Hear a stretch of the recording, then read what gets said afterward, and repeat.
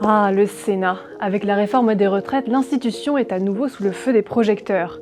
Elle est même chouchoutée par le gouvernement au moment où il ne dispose que d'une majorité relative à l'Assemblée nationale. Mais ça n'a pas toujours été le cas, car depuis le début de la Ve République, le Sénat a souvent été sur la sellette et la question de sa suppression est un véritable serpent de mer. Mais alors, qui a voulu la peau du Sénat ? Le Sénat, c'est un peu la deuxième jambe de la Ve République. Elle a les mêmes pouvoirs que l'Assemblée nationale, même si c'est cette dernière qui a le dernier mot pour voter les lois. C'est ce qu'on appelle le bicamérisme. En 1958, la Haute Assemblée retrouve sa mission législative après avoir eu seulement un rôle consultatif sous la Quatrième République. Mais très vite, son utilité est remise en cause. De Gaulle ne porte pas vraiment le Sénat dans son cœur, et en 1969, la réforme des institutions qu'il propose prévoit de rogner ses pouvoirs. En gros, il veut en faire un organe consultatif fusionné avec le Conseil économique et social. C'est au peuple français tout entier, c'est-à-dire à vous,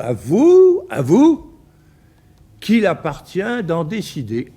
Soumise à référendum, la réforme est rejetée par près de 52% des Français, un résultat qui pousse De Gaulle à la démission, mais en attendant, ce nom renforce la place des sénateurs au cœur de la Ve République.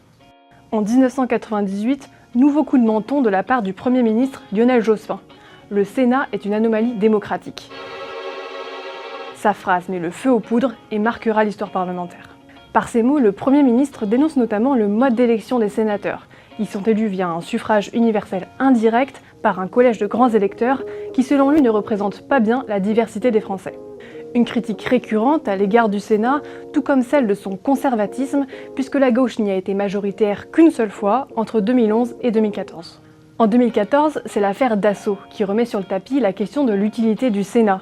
Dans le cadre d'une enquête sur des achats de voix présumés à Corbeil-Essonnes, la justice demande la levée de l'immunité parlementaire du sénateur UMP Serge Dassault. Lors d'un premier vote à bulletin secret, le bureau du Sénat vote contre et déclenche une polémique d'abord sur l'impunité des sénateurs, mais aussi sur le bien fondé de l'existence du Sénat. Résultat, le vote suivant est organisé à main levée et Serge Dassault perd son immunité.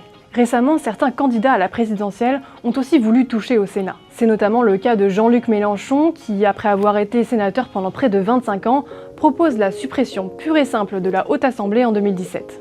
Le mouvement des Gilets jaunes fait de la suppression du Sénat l'une de ses revendications. Et en 2019, Emmanuel Macron parle de transformation, mais pas de suppression. Dans une lettre aux Français, il pose la question. Quel rôle nos assemblées, dont le Sénat et le Conseil économique, social et environnemental, doivent-elles jouer pour représenter nos territoires et la société civile ? Faut-il les transformer et comment ? Une provocation pour les sénateurs. Malgré ces menaces qui ont marqué l'histoire du Sénat, seules quelques transformations à la marge ont vraiment eu lieu, comme la fin du cumul des mandats. Que les fans du Sénat se rassurent, il existe un obstacle de taille pour supprimer la Haute Assemblée, puisqu'il faut passer par une révision de la Constitution et donc soumettre le tout au Sénat pour avoir son approbation. Qu'on se le dise, ce n'est pas près d'arriver.